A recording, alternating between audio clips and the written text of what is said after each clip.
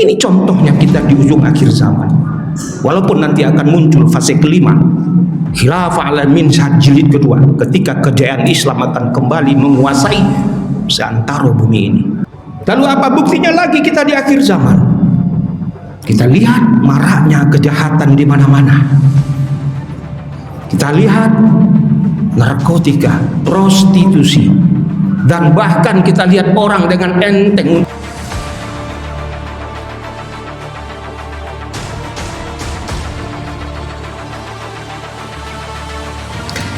Segala puji dan syukur selalu kita panjatkan kepada Allah, Tuhan yang Maha Besar, atas segala nikmat yang Allah berikan kepada kita pada siang hari ini. Nikmat terbesar adalah nikmat iman dan nikmat sehat. Dengan iman Allah menggerakkan hati kita untuk berangkat ke masjid. Dengan sehat Allah menggerakkan seluruh tubuh kita untuk berjalan, melaksanakan kewajiban sholat Jum'ah di rumahnya Allah. Mudah-mudahan perjalanan kita tadi ke sini satu persatu menggugurkan dosa-dosa kita. Perjalanan kita tadi ke rumah Allah ini satu persatu dicatat menjadi amal ibadah oleh Allah Subhanahu wa taala. Amin ya rabbal alamin. Selawat bering salam selalu kita tuturkan kepada junjungan kita baginda Nabi besar Muhammad sallallahu alaihi wasallam. Mudah-mudahan kelak kita semua mendapatkan syafaat dari Rasulullah. Mudah-mudahan kelak kita dipanggil berkumpul di telaga Al-Haudnya Rasulullah.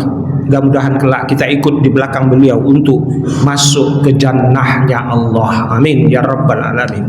Sidang Jumat yang dirahmati oleh Allah, judul khutbah singkat ini adalah sejauh apapun perjalanan kita, finish kita adalah kematian.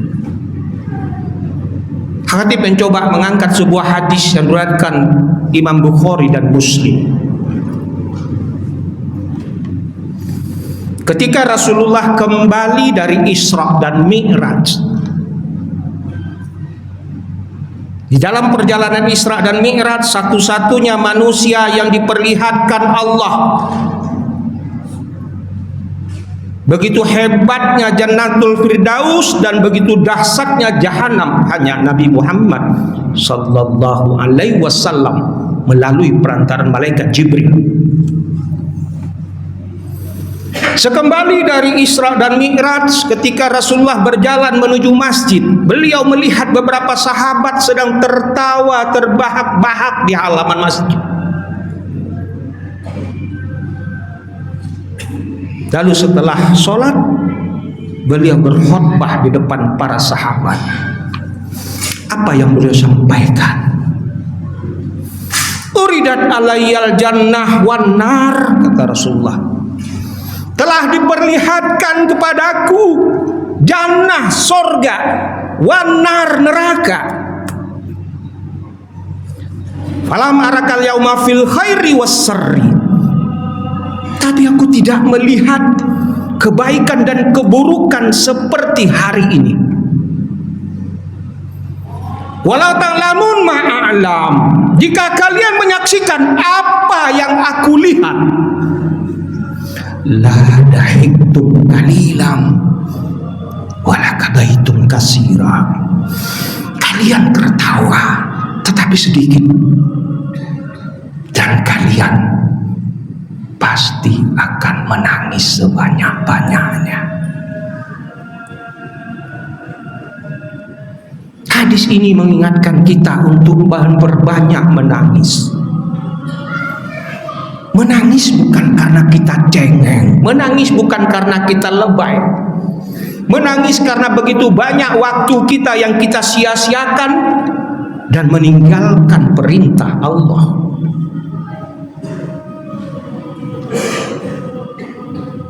Jamaah rahimakumullah, dunia ini bukan tempat tinggal kita. Dunia tempat kita meninggal. Dunia bukan tempat tinggal kita. Dunia adalah tempat yang akan kita tinggalkan. Siang ini kita di atas tanah, bisa jadi sebentar sore tanah di atas kita. Walikulli ummatin ajalun fa iza jaa ajaluhum. Setiap umat, setiap manusia mempunyai ajalnya. Fa iza jaa ajaluhum. Dan ketika ajalnya datang, la yastakhiruna sa'atan wa la yastaqdimun. Tak bisa dimundurkan ajal itu datang, dan juga tidak bisa dimajukan. Kita tentu berharap kematian kita adalah kematian yang indah, kematian yang husnul khotimah, sedang menjadi khotib, sedang menjadi imam, sedang membaca Al-Quran, sedang tahajud, sedang bertawaf, sedang bersa'i, dan sedang berwukuf di Arafah. Itulah kematian indah. Bukan kematian sedang berjoget-joget, sedang pegang botol, sedang mabuk-mabukan. Jamaah rahimakumullah, hari ini kita berada di ujung akhir zaman, dan kita umat terakhir di akhir zaman. Maka kalau kita lihat hadis riwayat Ahmad mengatakan Islam dibagi dalam 5 fase penggalan kepemimpinan. Fase pertama adalah fase nubuah ketika Rasulullah memimpin 601 sampai 632 Masehi. Fase kedua khilafah ala minhaj nubuah ketika para sahabat Khilafah Ur-Rasyidin memimpin Islam 631 sampai 661, selesai sudah. Fase ketiga adalah fase mulkan addan, ketika Islam dipimpin oleh dinasti-dinasti Islam, Umayyah, Abbasiyah, Utsmaniyah, dan berakhir pada tahun 1924 kerajaan terbesar Islam Utsmani di Turki diruntuhkan oleh kepala Atatürk. Dan hari ini kita berada di fase keempat Islam, mulkan jabarian, fase munculnya pemimpin-pemimpin zalim, dusta, dan tidak amanah. Ini contohnya kita di ujung akhir zaman. Walaupun nanti akan muncul fase kelima, khilafah ala minhaj jilid kedua, ketika kejayaan Islam akan kembali menguasai seantero bumi ini. Lalu apa buktinya lagi kita di akhir zaman? Kita lihat maraknya kejahatan di mana-mana. Kita lihat narkotika, prostitusi, dan bahkan kita lihat orang dengan enteng untuk korupsi. Sudah pakai baju orange masih ketawa, masih senyum, tidak ada rasa malu hari ini. Dan orang mengejar pangkat jabatan kekuasaan dengan menghalalkan berbagai cara. Dan terakhir yang bahaya kondisi kita hari ini adalah lompatan teknologi. Apa yang ada di tangan kita hari ini masing-masing adalah lebih berat kecanduannya daripada narkoba. Kita lebih banyak membuka medsos kita daripada kita baca Al-Quran. Dia lupa, wa mal hayatu dunya illa mataul urur. Kalian lupa dunia kesenangan yang menipu, kata Allah. Orang senang berbangga-bangga hari ini, mempertontonkan harta, mempertontonkan kemewahan, mempertontonkan mobilnya, mempertontonkan kesenangannya kepada orang lain di media sosial. Ya'lamu annamal hayatu dunya la'ibu wa lawazinatu wa tafakkurun bainakum. Berbangga-bangga telah melalaikanmu, berbangga-bangga tentang banyaknya harta, tentang banyaknya anak. Ini yang terjadi kondisi kita hari ini. Kita lupa kita akan kembali kepada Allah. Inna ilaina iyabahum summa inna alaina hisabahum. Kalian akan kembali kepadaku dan ada pertanggungjawaban, ada hisab yang akan nanti kalian lakukan di pengadilan Allah. Pertanyaannya, cukup nggak bekal kita ketika kita pulang besok kepada Allah? Apa sudah cukup bekal kita ketika kita menghadap di dalam sidang pengadilan Allah? Tidak ada yang bisa berani menjamin.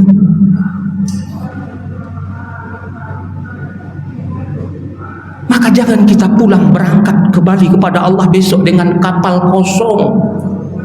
Maka Buya Hamka mengatakan dalam pepatah Minang, ilia barago, mudia basanggan, dikecek galeh balabo, pokok nantang makan, bangkrut.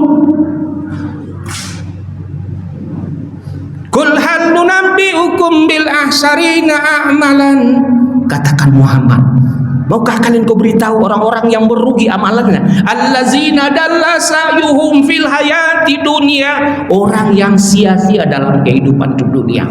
Wa hum yahsabuna annahum yusinuna sunna, sementara dia mengira bahwa dia telah berbuat sebaik-baiknya. Enggak jaminan 10 kali naik haji, 80 kali umroh, kalau Allah enggak ridho, amsyong, tidak mendapatkan nilai apa-apa di hadapan Allah. Apalagi itu kita lakukan untuk riya, untuk mempertontonkan kepada sesama.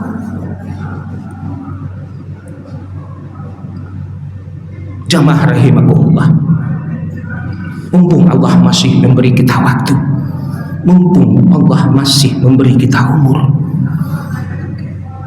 mari kita semakin meningkatkan takwa kepada Allah, memperbanyak amal ibadah kita, memperbanyak sedekah kita.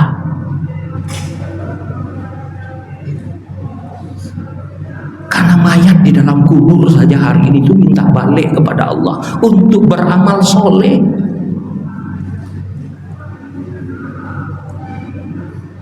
Untuk beramal soleh. Rabbana abasarna wasami'na farji'na na'mal salihan inna muqinun. Ya Rabb, ya Allah, aku telah mendengar, aku telah melihat, aku boleh balik ke dunia ya Allah, aku akan beramal soleh. Itu kata si mayat hari ini di alam kubur. Masihkah kita tidak memanfaatkan waktu yang kita punya hari ini? Bahkan si mayat hanya pulang ke dunia untuk bersedekah.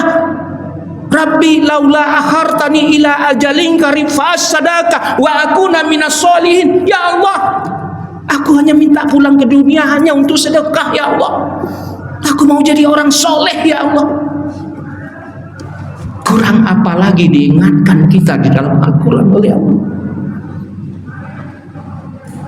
Mudah-mudahan ini menjadi perenungan buat kita, dan khususnya bagi khotib sendiri.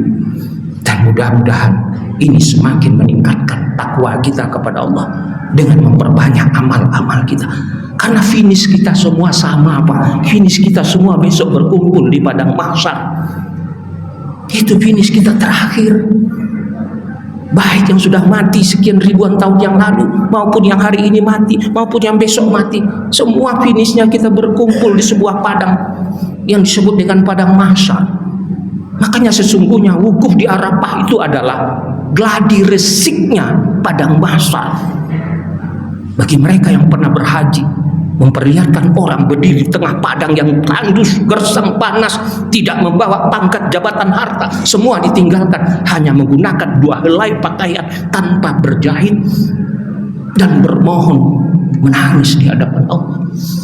Barakallahu li wa lakum fil Qur'anil azim wa nafa'ani wa iyyakum bima fihi wa dzikril hakim.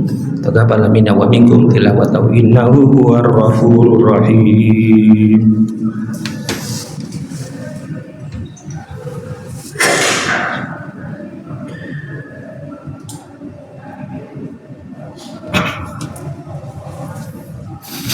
Alhamdulillah. Alhamdulillahillazi hadana li hadza wa ma kunna linahtadiya laula an hadanallah. Asyhadu an la ilaha illallah wahdahu la syarikalah wa asyhadu anna Muhammadan abduhu wa rasuluhu la nabiyya ba'dah. Allahumma shalli wa sallim ala sayyidina wa maulana Muhammad wa ala alihi wa sahbihi ajmain. Ya ayyuhan nas ittaqullah haqqa tuqatih wa la tamutunna illa wa antum muslimun. Wa qala ta'ala fil kitabil karim a'udzubillahi minasyaitonir rajim. Innama yu'minuna bi ayatina allazina idza zukhiru biha kharru sujjadan wa sabbahu bihamdi rabbihim wa hum la yastakbirun. Shadaqallahul azim. Pada khutbah kedua ini Khatib akan menyampaikan sebuah kisah nyata bagaimana orang mendapatkan hidayah Allah dan mati dalam keadaan Islam ketika pulang kepada Allah. Mungkin kita pernah mendengar seorang penyanyi yang bernama Chrisye. Chrisye dulu bukan penganut agama Islam. Pada suatu ketika Chrisye diberikan lirik terjemahan dari surat Yasin 65 oleh seorang penyair yang bernama Taufik Ismail. Wahai saudara Chrisye, tolong dibikin arrangement, dinyanyikan lagu ini. Ini adalah lagu yang sangat hebat yang akan menggugah setiap orang. Biasanya Chrisye kalau rekaman sehari 2 hari selesai, tapi ini berminggu-minggu tidak selesai. Setiap menyanyikan dia menangis sejadi-jadinya. Lalu dia menghubungi Pak Taufik Ismail, saya tidak sanggup Pak Taufik, ini terlalu berat bagi saya. Akhirnya dibujuk, silakan Chrisye, kamu coba lagi, masih ada waktu. Dan akhirnya rekaman itu selesai.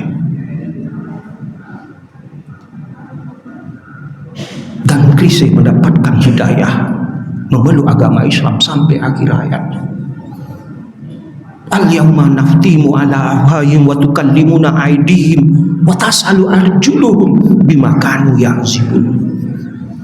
Lirik itu adalah terjemahan surat Yasin 65. Kami kunci mulut mereka, hanya tangan mereka yang berkata, kaki mereka yang bersaksi tentang apa yang nanti akan selama ini kalian kerjakan.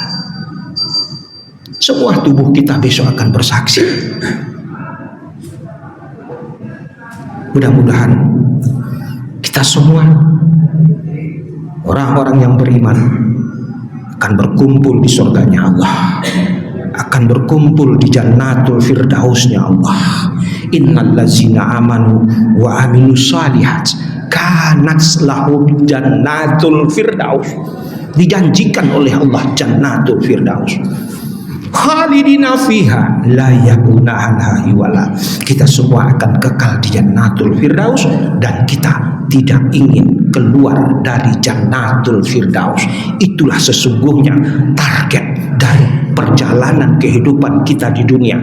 Finish tertingginya adalah jannatul firdaus. Mari kita berdoa, mudah-mudahan apa yang kita lakukan dalam kehidupan di dunia semua menjadi amal ibadah oleh Allah Subhanahu wa taala. Allah mengampuni segala dosa-dosa kita. Allah memberikan keberkahan kepada bangsa dan negara kita ini. Allah jauhkan dari perpecahan bangsa dan negara kita ini. Auzubillahi minasyaitonirrajim. Bismillahirrahmanirrahim. Alhamdulillahirabbil alamin.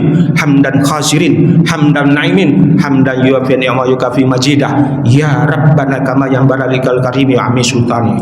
Allahumma fir lil mu'mini wal mu'minat wal muslimina wal muslimat al ahya minhum man amwat innaka samiun karim mujibud da'wat ya khadiyal hajat bi rahmatika ya arhamar rahimin. Allahumma inna nas'aluka salamatan fid din wa afiatan fil jasadi wa ziyadatan fil ilmi wa barakatan fil rizqi wa taubatan qabla maut wa rahmatan indal maut wa maghfiratan ba'dal maut. Allahumma innaka hawil alaina fi sakaratil maut